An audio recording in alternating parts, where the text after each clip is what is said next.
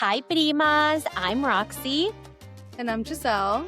And this is the For Las Primas podcast. Welcome back. Welcome back, everyone. So today's episode is about something this country does a really poor job of talking about, and that is sex education. Because if you grew up Latina, you probably didn't just miss out on real sex ed. You also inherited purity culture, silence, and the idea that good girls don't ask those types of questions. We were taught how to behave, how to be respectable, how to protect our reputation, but not how to understand our bodies, communicate our needs, or experience pleasure without guilt. So today, we're talking about what it looks like to unlearn all of that and how women can begin building a healthier, more empowered relationship with sex. We interviewed Ana Lopez, a sexologist and first-gen Latina sex coach who is first-generation Mexican and German American. Her work centers on helping women break cycles of shame, healing generational patterns, and reconnect with their bodies in a way that feels safe, informed, and affirming. Anna creates spaces where women can finally get the education we deserve and learn that pleasure is not something to feel guilty about. It's something to understand and claim.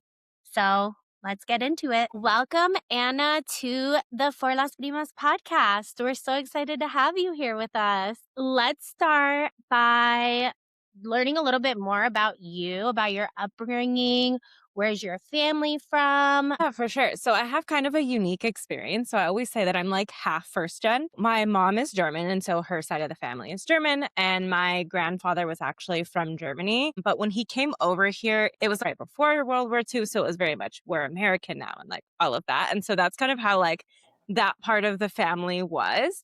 And then my mom ended up with my dad, who was Mexican. He's from Guanajuato, Mexico, and still there to this day. They actually separated shortly after I was born. And so I was raised in two households, very different households. Because of that, I have a very unique perspective. And my mom, thankfully, was very much like, although obviously you're living with a white parent and you have white family members around us, your father is Mexican, you are Mexican, your family is Mexican, and was very much adamant about me being involved in my culture and understanding what that was. She was also very adamant about me learning Spanish, which is actually how I learned Spanish. Like my dad did not teach me. She was very adamant about like, you need to learn Spanish. This is a part of your culture and like all of this. And so thankfully, I got that influence from her, and a lot of my Latinidad is very much because of my mom, oddly enough. But in terms of being raised at being Mexican and was a source of pride almost for my mom, and because my brother's also Mexican, a very much like, I want you to be proud that you're Mexican. It was also very much of like, I realized that I am different. I look very Mexican, and my mom's side of the family is very, very white. And so when I was with her, it was very obvious that I was the odd one out. And it wasn't in like necessarily a negative sense, but I think, especially as children, like different is very much bad, or like there's like a negative connotation with that. So I always brought that with me. And then when I started going to school, I went to a school that was primarily Mexican, I would say. There were a lot of white kids as well, but there was like a lot of first gen Mexican Americans, and those kids were very much full-blooded Mexican. They were raised by Mexican parents who didn't speak English, and I felt even more othered. I was like, okay, it's kind of like that Selena quote from Abraham, like we have to be more American than Americans and more Mexican than Mexicans kind of thing. I feel like I don't fit in either way. And so I was kind of just sitting there like by myself. So that was my experience. But I always very heavily identified with that. My dad came over here as a teen, and then he ended up having kids and being deported when I was in high school. I'm one of the younger ones. But yeah, so I feel even more connected to Mexico now that he lives there and I have to go there to visit him. I love that your mom really pushed the culture piece too, because I feel like that can get lost if there's one white parent and one Hispanic parent. Like adamant, that's such a plus for you. And yeah, and so do you go to Mexico now? Is it home? Does it feel like really good to be there? So I was raised actually being a caregiver to my grandmother. So I was always very cautious about leaving places. And my worst fear was like being away and her passing away. And so that was kind of like what kept me from going. But I really had that desire to go. So my dad got deported when I was 16. And then at 18, I was like, you know what? Like, this is enough. I'm going to go. And I actually didn't go visit my dad. I went to go visit my best friend. I've known her since kindergarten, and she went back to Mexico. And I was like, well, I want to see her and I want to see her baby. So I went to go visit her in Veracruz, and I did not go see my dad. I didn't go back again until like later in adulthood. And I just fell in love with where we're from. And so now when I go, there's 12 of us. Out of all of the kids, I'm the one that goes the most. And I am like, oh, yeah, like I'm showing people around. And they're like, my dad sometimes is like, I didn't even know this place existed. How do you know? And I'm like, well, I'm just walking around like I own the place. So I get to explore and be a tourist in like your own city kind of deal. I absolutely love it. Yeah. It's always so interesting too to hear everybody's like first gen story, especially given our current political climate. People are getting deported. Hearing you talk about it, and it's something that happened years ago. I don't know if you feel comfortable sharing a little bit about like what that felt like or what that meant to like your family.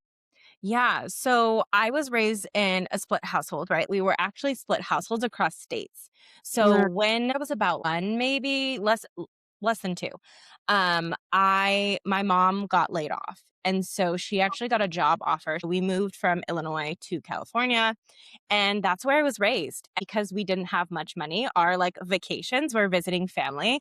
So much as like my, Mexican American like peers, if you will, went to Mexico to visit family, and that was like their vacations. My vacaciones were here. I got to spend time with my dad and his children. So that was kind of like the environment that I grew up in. And then when he was deported, I was like, oh, great. I am not yet an adult. And not that my mom wouldn't let me go, but it was like, do I really want to travel on my own? At that point in time, I didn't really, one, I had never been to Mexico. I wasn't really confident in like, yes, I could speak Spanish, but I wasn't confident in like navigating all of that and like airfare and like all of those things by myself. And my mom doesn't speak Spanish, and she understands it but can't speak it. So that's not helpful. And so it was very much, I want to go, but how is this going to work? Also, like, I'm 16 years old, like, don't really have a ton of money. My dad has no money, like, just got deported. Like, how does this work? And then I went out for a wedding. I went to Mexico. I was like, hey, do you want to take the bus? Like, I'll pay for your fare and all of that. And so I got to see him after, I want to say it was like 20 years that I hadn't seen him. We spent the day in Guadalajara. After that, I was like, okay, I need to come back and visit you. And we just started building more of a relationship and making up for lost time and all of that. So, yeah, I think it So was a bit easier for me simply because I had that kind of like, well, I only see him a couple times a year. It was less hard because there was already kind of like that distance there. yeah, yeah, that makes sense. Well, good. I'm glad that you have gotten to see your dad sometime since then.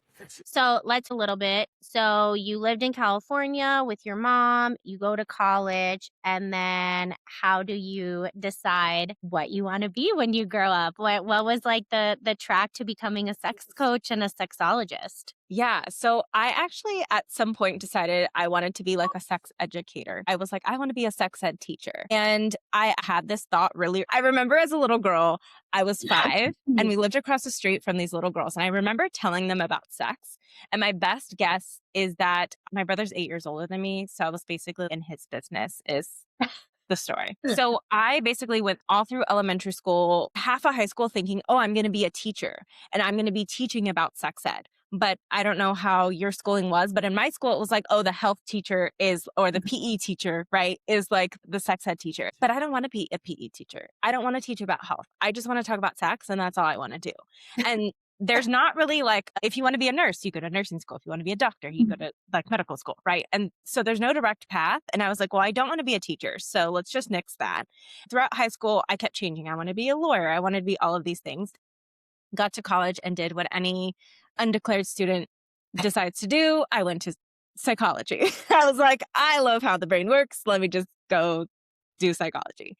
And I spoke with a teacher who was teaching human sexuality studies. And so she was like, hey, you could do sex therapy. So when I was looking for grad schools, I ended up finding one of the only sex therapy courses or degrees in the United States and actually in the world. I think there's like 2 or 3. And one of them is Widener University out of Pennsylvania. And so I decided to do their dual degree program.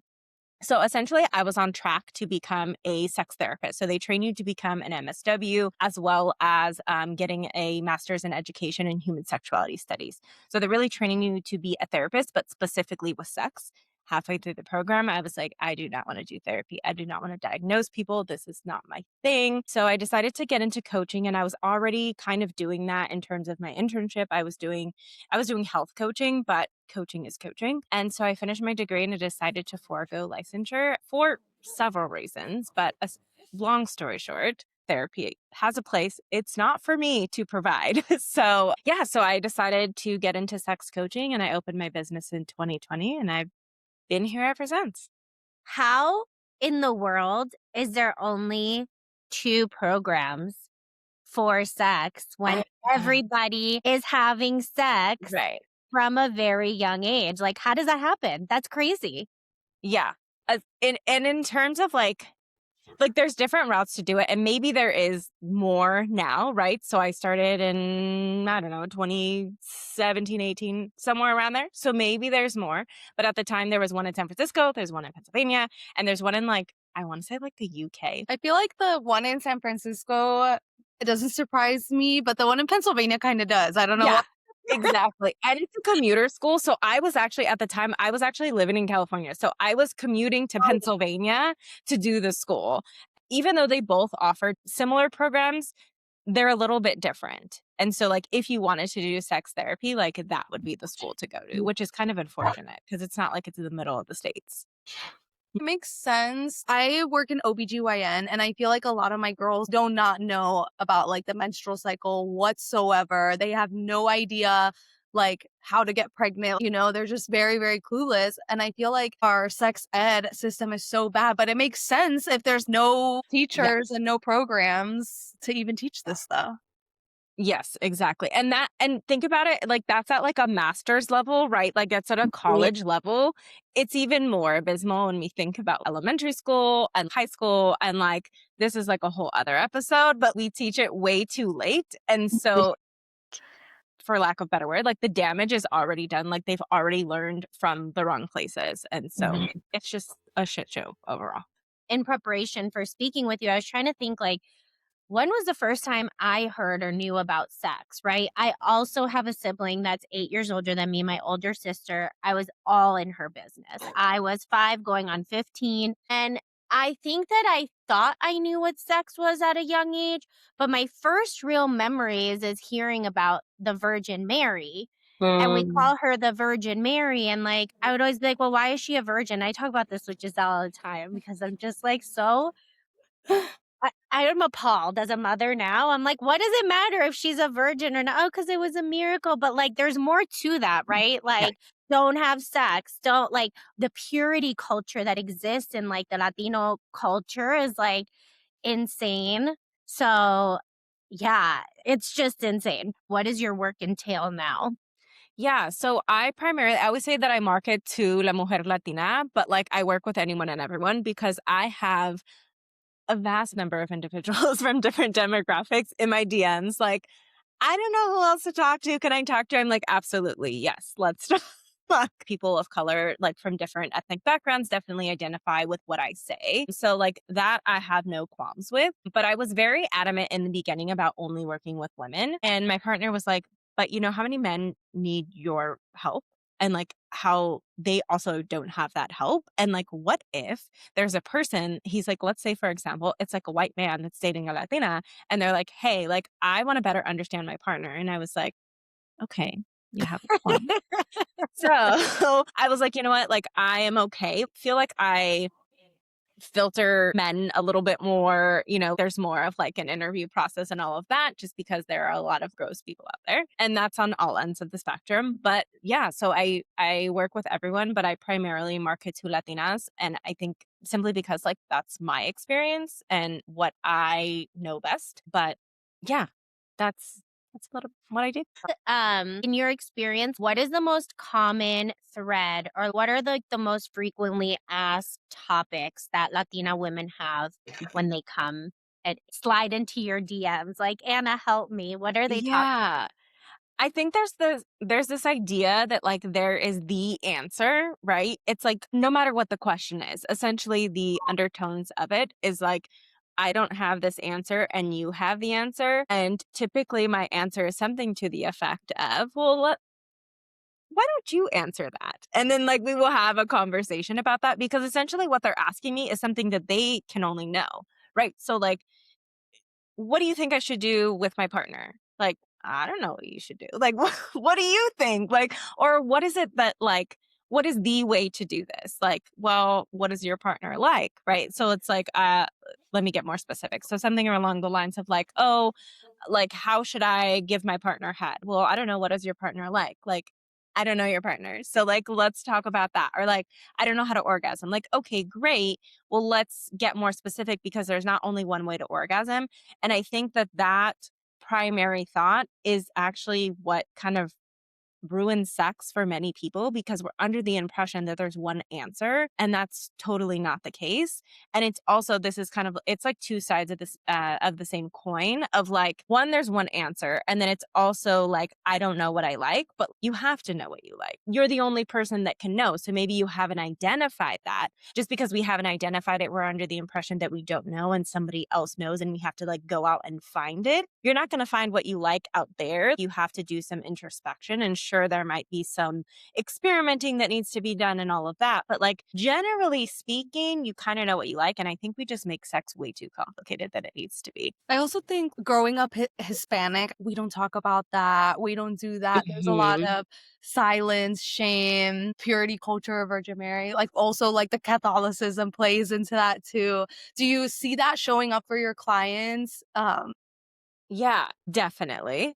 Yeah, there's definitely like an undertone of that. There's like still a shame piece there because there's kind of like this hesitancy to even talk about it or ask about it. And it's like this general feeling of like, I'm gonna get in trouble. And then there's like a shame piece on top of that of I'm gonna get in trouble, but I shouldn't feel this way. When the reality is that it makes total sense that you feel this way. It's not that you should or you shouldn't feel that way. It makes sense that you have these thoughts that are popping up into your head even though you don't agree with them. That cognitive dissonance sucks in general, but like I think especially when it comes to sex, we often believe that like those thoughts are our own. So I call it the mom voice. If you were told, "Oh, you're not supposed to have sex before marriage," and then now you're married and you're having sex, that thought doesn't necessarily go away even though you actually don't believe that that's true. And so you have this mom voice in your head of like, "Well, you're not supposed to be having sex." Which is interpreted in your brain as sex is bad or sex is wrong, something's going on here. When you get married, the switch doesn't just flip, right? You still have that voice there. And then you're also like, well, I don't believe that. These two thoughts are like battling in your head at all times, which just creates this horrendous visceral reaction that doesn't make life enjoyable. We're talking about sex enjoyable, having sex enjoyable. And it's really about coming to an understanding. And that doesn't mean that you have to like entertain those thoughts. They're just there hanging out, like, Mhm. okay, what is it that you believe? And I actually think that that's like, if we want to go into like the top problems, like I think that's another problem is there's this general consensus, particularly in the Latino population, of like, if I believe something different from my parents, then that is wrong or bad and that is like seen as disrespectful. And that's actually not true. Like you can disagree. Like, for example, my mom loves avocado. I hate it. That doesn't mean that I'm being disrespectful to my mom because she loves avocado and I hate it. And the same goes for like if my mom believes that you're not supposed to have sex until marriage and I don't believe that that's true. That doesn't mean I'm being disrespectful to her. We just have a difference of opinion and that is totally okay. And so I think it's really about like coming to terms that like that is okay and it doesn't mean anything. It just means you have a difference of opinion. Yeah. Yeah, and I'm trying to think too, like, what was my sex talk growing up? I don't even know if there was one other than like, you will get pregnant. There's never a conversation for women, and I don't know for men, I can only speak for women, but there was never a conversation about pleasure. And that's just supposed to feel good for you. It's sex in terms of reproduction and everything else you figure out. I think it's like such a journey, like sex throughout our lives and figuring out it is about pleasure. It's about boundaries. It's about it's about you and starting with what you like. As Latina women, we aren't taught about pleasure, the pleasure side of it. It's just Sex is what you do when you get married, you have it with a man, you have it to have babies, y ya, se acabó la conversación, right? Yeah. So, tell us a little bit about, like, how you talk to your clients about pleasure and that it's okay to feel that way, or what's that discovery process like? Yeah. So going off of what you just said, I actually think it is talked about and it's talked about in a negative way. The reason why we don't connect the dots is because it's not labeled in terms of sex because we don't talk about that, right? So it's if you think about your mom or the women in your life, so your grandmas, your tias, like whoever else, they never sat down, they were never relaxing, they were constantly cooking, cleaning, doing all of these things, which is interpreted as I'm supposed to be constantly doing something, and if I'm not, I'm floja, I'm lazy, I'm this, that, and the other, right? Like a bad wife, a bad mother, blah blah blah blah blah. So we actually don't build the skill of relaxation. And we're also told that pleasure is something to be earned. And so sex is pleasurable. So if we do have sex, then we kind of like I think this is totally subconscious, by the way, but we self sabotage ourselves a lot of the times. We don't enjoy it because we're not giving ourselves permission to enjoy the pleasure because something always has to be done, right? There's the to do list never ends, right? Myself included, but we don't allow ourselves to enjoy pleasure. So we subconsciously self sabotage ourselves and we don't know how to just experience pleasure. So I think all of that that has almost like nothing to do with sex actually does impact the way that we associate with sex. And then when you add on top of that, all of the well, you're just supposed to have sex to procreate. And if you're not planning on having a child, then that thought process is like seeping into the way that you experience sex, right? You're like, well, I'm not trying to get pregnant right now. So then you're not enjoying it because you're doing something wrong or bad and you should be like punished and not enjoying yourselves, right? So then you don't enjoy it. And it just becomes this like never-ending cycle that you have really trouble getting out of. So going back to your question, after all of that context, it's really beginning to really acknowledge like all of those thought processes that you aren't even identifying that are actually impacting you in the bedroom. Because as I mentioned, if you think about like rest and, anything else that really has nothing to do with sex, like on the surface, that are impacting your sex life, you're not noticing those things. So really for me and my clients, it's really about identifying those things so they can have an understanding. Because when you can begin to understand things, you can begin to generate compassion for yourself. And from there, that shame kind of begins to like shed itself. And so then you can begin comfortable receiving pleasure, experiencing pleasure, allowing yourself to want to have sex. Like all of that kind of comes naturally once you can begin to shed all of that shame and discomfort and embarrassment that you have about pleasure and relaxation. Wow. That is so fascinating. We talk about rest a lot and lack thereof rest in the women or, even the men. Like there's just no rest. They're just like always doing the next thing. Mhm. And so, I mean, it just becomes such a big part of like what we need to really change moving forward. Like we talk about being the generation that's breaking cycles, and a lot of that I starts with rest, and then so many other things fall into place that I hadn't even thought about it in the context of sex. But of course, that Mhm. makes so much sense. Yeah. Wow. As I'm listening to you talk, I'm thinking about all my girls that come in with low libido, and then we run hormone panels, we do everything. It's fine. Everything is fine. And it's Mhm. really just like, maybe that they need you. That was what they need. Not me. Yeah. Yeah. It's I love that we're talking about hormones like we as a society now, but I think there's a lot of context missing, especially if you're getting your information from like Google or your local Facebook group. You don't have the context to really interpret those hormones. And when we think about the medical field in general, as I'm sure you know, not everybody has like the same understanding of what that even means. I like to tell my clients, like, yes, it is so important. Like, to understand your body physiologically speaking, making sure all the medical things are taken care of. Yes, please go to the doctor if you can. And also, Right. there are other less expensive things that we can do. If you do not have the means to do so, you don't have to wait to go to the doctor to get your libido going. When's the last time you had a glass of water? When's the last time you got some actual good rest? Like, when is the last time you actually took more than a 5-minute shower, right? Like, all of those things are impacting your libido. And as I mentioned earlier, I think that we make sex a lot more complicated. It's kind of made to seem that way, that it's a super complex topic, and partially because we don't talk about it. Libido is not that complicated. Like, when you take care of yourself, it kind of just like naturally rises. But we have a lot of stories about what level it should be at, as if like we often think about it as like a blood panel, it's within range or, optimal. And it's like, no, you get to interpret what your libido is and Mhm. like, take a nap, drink some water, eat a vegetable. Like it's really not that complicated. Well, Yeah. that all, like, ties so well into, like, new parents or maybe not even new, but, like, Yeah. a year goes by, 2 years go by, Mhm. 3 years go by, and you're just like, "Wow, I used to be this hot little firecracker who was, like, ready to go, and I can't even find a moment to feel sexy or sexual." And it's because your brain is just like going all day. So if you can't find time to relax, then of course you're not going to feel sexual. You're just tired, like rest, Right. right? Exactly. The way that I think about libido is like there's mental desire of like the thought of I want to have sex. That thought comes up in some way, shape, or form. And then we have the physical desire, which is essentially the feeling of horniness. And what I'm beginning to see more and more is that women, particularly, are under the impression that if they don't have that physical horniness, then they don't want to have sex. And that's not necessarily true. You can have a desire to have sex, but not be in that body space.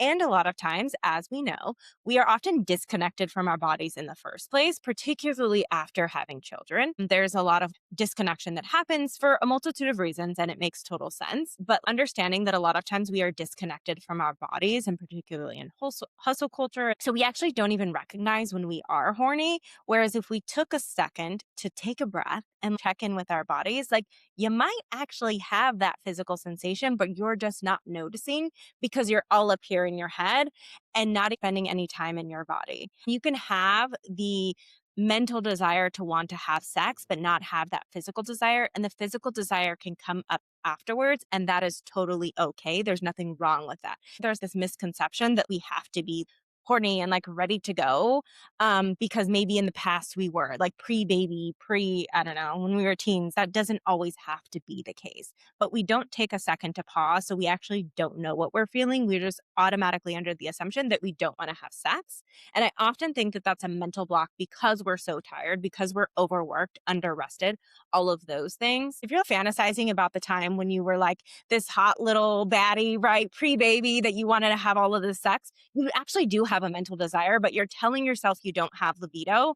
So then your body just has no choice but to respond. And it becomes a self-fulfilling prophecy of like, oh yeah, I'm just a person that doesn't want to have sex. But like, girl, you're fantasizing about what you did in your 20s with your husband before you had a baby. You do want to have sex. You're just not horny physically. Wow. Men, their horniness is in their penis, right? So like they're always ready to go. There's always like And I'm so jealous of that. I wish I could just like, okay, let's do it, but you're so right. Like the mental block of it, it's like you do want to have sex and you do want to be intimate with your partner, but then you're like, but then I have all these other things going on in my head or I have to do Mhm. this thing. You do become disconnected from your body, like 100%. Everything you just said, I'm like, yes, thank you. I needed to hear this is like my own personal therapy session. So I thank you. got you. Um, what advice, I guess, we talked about rest. What advice would you give to a Latina, like a first gen Latina who's like in it, right? Like maybe has kids or is just like working hard, has a lot going on. What's like a small step daily that they can take to like feel more connected to their body? Because that's like a big thing, right? Stop telling yourself that you don't have sex, or that you don't want to have sex, or that you need to find an answer, like acting as if the answer is outside of you because you know deep down like what it is that you need to do, and you just don't want to do it for some reason. A thing to figure out and getting really honest with yourself. Why is it that you haven't taken any steps to like solve this, right? What is that blockage there? A lot of times we find ourselves, and I'm guilty of this as well in other areas, of like just assuming that things are going to solve on their own, but the sex is not going to solve itself. You actually have to do something. And again, libido is not that complicated. We can solve for that. but you also have to do some action. You can't just like sit around and wait for it magically to occur. The second thing is giving yourself permission to rest. And it's going to be really uncomfortable because you're not used to doing that. And that is okay. Let it be uncomfortable, because if you wait for it to be comfortable, that's never going to happen and you're never going to rest. And so you're just going to be in the same position that you're in now. You almost have to force yourself to rest, whatever that means for you. And by resting, I don't mean doing things with ulterior motives. Like my mom, she's like, oh, I'm going to rest and watch TV while she's folding laundry. I'm going to go for a walk because it's a mental health thing, but yet she's doing it because she secretly wants to lose weight. Like, no, you need to do a restful activity because it is restful. I encourage my clients who have like basically never rested in their life. You get to sit down and do absolutely nothing for like 5 minutes and you're going to hate it and you're going to hate me, but I don't care, because otherwise you're going to find yourself trying to do these other things and it's going to be really uncomfortable and you're going to sit with that uncomfortable feeling till it's not uncomfortable anymore.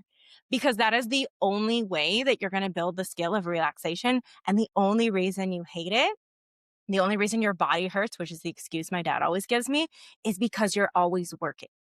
So Mm. you need to give yourself some rest. And I want you to stop telling yourself that it's like selfish, because it's actually more selfish to constantly be working and constantly be doing things. Because when you are not rested, especially mentally rested, you are not giving your best to everybody else. So you're basically giving them the leftovers. So when you rest, everyone benefits, including you. And rest is not sitting, or is it sitting on your phone scrolling? Is it literally just like giving your mind, your Right. body, everything a Exactly. rest? I treat things like a science experiment. So one variable at a time, we are testing doing nothing. That is the only thing we're doing. Like, we don't need to add in all of these other variables. Let's just do nothing for Yeah, 5 minutes. You're yeah. going to hate it. And that is okay, because by day like 15, it's going to feel better. Mhm. Yeah, yeah. How does your Hispanic family react to you being a sexologist? Yeah. So I have like differing reaction. And my Mexican mom, I guess, if you will. She's like, Mija, what do you do? Do you sell dildos? And I'm like, I do not, but thank you for asking. And she feels comfortable enough. We have a strong enough relationship where she will like ask me questions here and there, or she'll see a video that I posted. She'll be like, so what does this mean actually? Like, can you like break it down a little bit more? So she's very inquisitive, but I think because she has that, we have more of like a friendship relationship kind of thing. My dad, one time I was doing an interview and I was going to be talking about I was talking to parents about how to talk to their kids about sex. And I was like, hey, Dad, guess what? I'm going to be doing this interview. And he's like, of course you are. And he just changed the subject. So there's that. My siblings, they're just like, oh, they call me Gabby. Like, oh, that's just Gabby. She's crazy. They just like kind of brush it off. But they know what I do. My siblings know what I do. And the rest of them, I kind of just like, if like my nieces and nephews that are older have actually found me on TikTok. And so I'm sure they're like secretly watching my stuff, which is fine. I will let them absorb whatever they need to absorb. And if they have questions, I'm happy to answer. But I kind of I operate this in like all areas of my life, is like I will share as much as they are asking, right? So I'm really huge on consent. So it's not that I'm like necessarily embarrassed or trying to hide it, but I will kind of gauge on like who it is that I'm speaking to, and I will like share whatever. I'll just like give a title, right? I'll be like, oh, like I'm a coach, or, and depending on like what they say, then I will begin like answering questions. And so I kind of like let them take the lead, particularly because I know it's such a heavy topic for many people. So that's kind of how I operate. Yeah, las señoras Yeah, exactly. Oh, I do think this is so helpful. Like the work you do is so important and it's so helpful for especially women, because yeah, I can't tell you the amount of times people come into my office under a disguise thing, and then it's really, "Oh, I have really low libido," and we kinda, like, dig a little bit and, I mean, it could be that it's painful and they may have, like, shame, and so then it's uncomfortable, and then, of course, you have low libido because of all these other Right. layers, but yeah, but it'll come in as, like, a birth control discussion or something like that, and then it's, like, really the main topic is this. yeah, no, it's so important. I remember even a couple of years ago talking to one of my girlfriends, and she's like, I've never even looked at my vagina. I'm like, what do you mean you've never looked at my vagina? She's like, yeah. She's like, I don't masturbate. I was like, you don't masturbate? Like, you've never masturbated? She's like, no. I'm like, you got to see what's going on down there. Like, and this was, I say a few years ago, it was probably a decade ago. So we were like 25, right? Like 25, 26. But I just couldn't believe that she didn't even know what her vagina looked like. But actually, how many women probably don't? How There's many a lot women of women. Yes. have never touched themselves to know even how to pleasure themselves? Like, how can you expect a man to pleasure you if you can't even pleasure yourself, right? So Mhm. I think these conversations are so important. And you're right, it should start younger. It should start like sex ed in high school needs to be such a different conversation for girls and for boys, right? Yeah, I'm like really invigorated by the work that you're doing. And it's so important, especially in our populations where there's just no conversation about it. And the first time girls are really exposed to like that freedom is college. And so much can go wrong in college and can just ruin your whole experience of sex. So Yeah. thank you for this work. Like really, it's huge. Yeah. Well, thank you.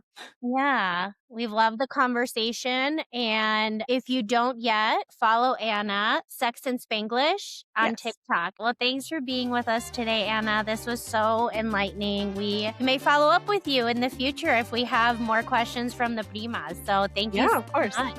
Yes. Thank Yes. you. Thank you.